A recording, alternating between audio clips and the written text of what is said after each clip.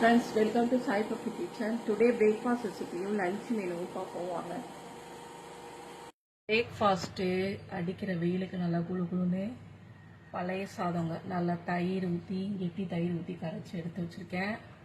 கூட கடாரங்காய் ஊறுகாய் வச்சுருக்கேங்க.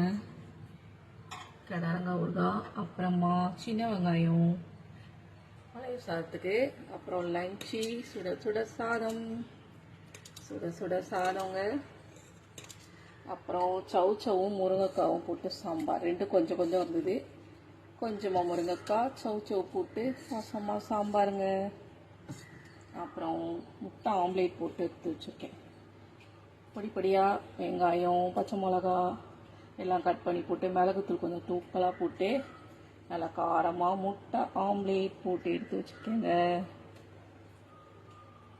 அப்புறமா கெட்டி தயிருங்க, கெட்டி தயிர், அப்புறமா பருப்பு ரசங்க.